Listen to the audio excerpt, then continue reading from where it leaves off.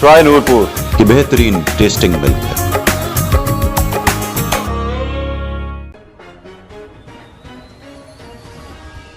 Lashari bureau chief स्टारंग news Hyderabad खबर शामिल करते हैं। सदर मुमलिकत जनाब आसिफ अली जरदारी की निजी ज़िंदगी पे एक मुफस्सल रिपोर्ट हमारे ब्यूरो चीफ स्टारंग न्यूज़ हैदराबाद मोहम्मद हाशिम लाशारी की ज़ुबानी, आइए सुनते हैं।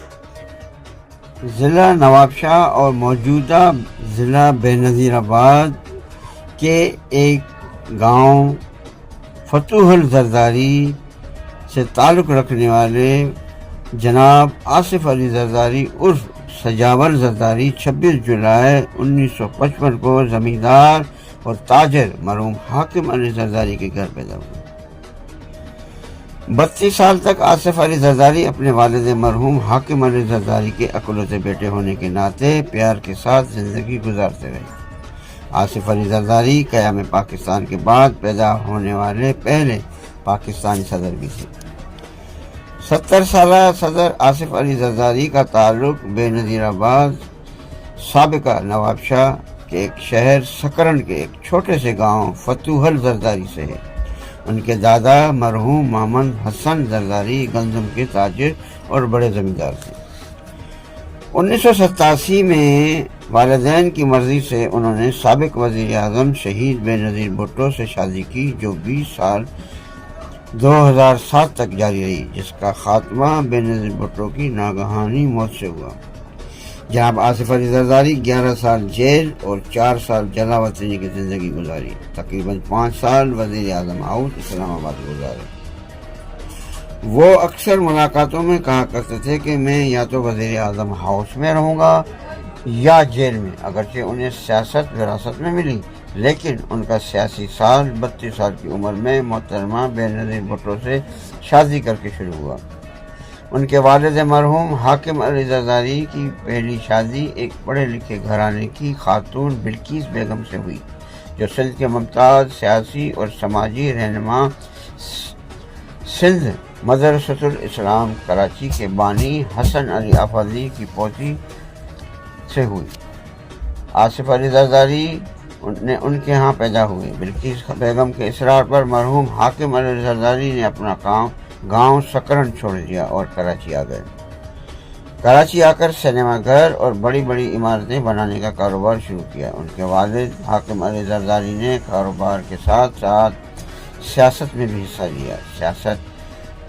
उन्होंने अपने सियासी कैरियर का आगाज़ 1970 के इलेक्शन में किया। पाकिस्तान पीपल्स पार्टी के टिकट पर सैयद गुलाम मुस्तफ़ा शाह, मौजूदा डिप्टी स्पीकर कौमी असम्बली के वालिद सैयद शब्बीर अहमद शाह को शिकस्त देकर आसिफ अली जरदारी पहली बार कौमी असम्बली के मेंबर मुंतखब हुए और एक बार सेनेट के रुकन भी मुंतखब हुए और अब दूसरी बार पाकिस्तान के सदर बन चुके हैं।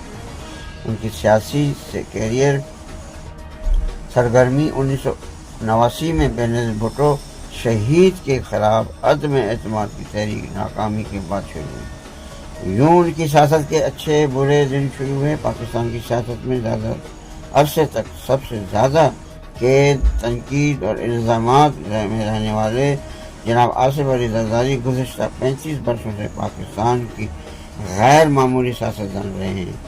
2007 में बेनज़ीर भुट्टो की शहादत के बाद उन्होंने जिस तरह से पार्टी को मुनज़्ज़म किया, ख़ुसूसन सिंध में, उनकी सियासी हिकमत अमली का मुँह बोलता सबूत है। सिंध में हमेशा से जागीरदाराना क़यादतें रही हैं, लेकिन जनाब आसिफ अली जरदारी की सोच और सियासत गैर रिवायती रही है। शायद यही उनकी वजह है उन पर तनकीद और मुखालफत में इजाफे की। पाकिस्तान जैसे मुल्क में जहाँ सियासत खतरे का एक खेल है, जहाँ सियासतदान या तो फांसी पे चढ़ा दिए जाते हैं या गोलियों का निशाना बनाया जाता है या फिर जलावतनी पर मजबूर किया जाता है। यहाँ जनाब आसिफ अली जरदारी जैसे सियासतदान का दूसरी बार सदर बनना एक आम सी बात नहीं है, क्योंकि इस मुल्क में सदर या तो ताकत या फिर कमज़ोर और फजल इलाही चौधरी और मरहूम रफ़ीक तारड़ की तरह बेअख्तियार रहने वाले सदर हों। فاروق لغاری جیسے بے وفا صدر نے اسٹیبلشمنٹ کا ساتھ دیا اور اپنی ہی محسن محترمہ شہید بینظیر بھٹو کا تختہ الٹ دیا۔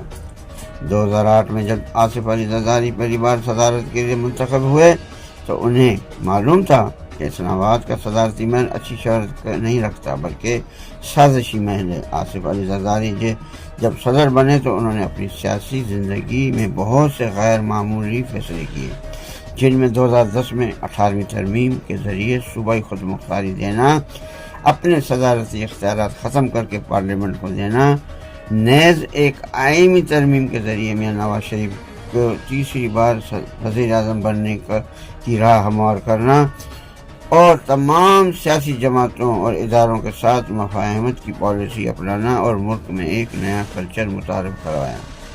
آج آصف علی زرداری 16 سال کے بعد ایک بار پھر اس صدارتی عہدے پر براجمان ہیں۔ ان کی عمر 70 سال ہے۔ بڑے مینڈیٹ کے ساتھ منتخب ہونے والے آصف علی زرداری کے لیے پہلی صدارت سے زیادہ چیلنجز ہیں، کیونکہ وہ ہمیشہ کہتے ہیں کہ جمہوریت ہی بہترین انتقام ہے۔ میں سرخیوں میں رہنے کے بجائے تاریخ میں رہنا پسند کروں گا۔ ہمارے پاس دعا ہے کہ اللہ تعالیٰ اس مرد آہنگ کو خدا تعالیٰ لمبی زندگی، صحت مند زندگی عطا کرے۔ محمد ہاشم لاشاری، بیورو چیف، اسٹار رنگ نیوز، حیدرآباد۔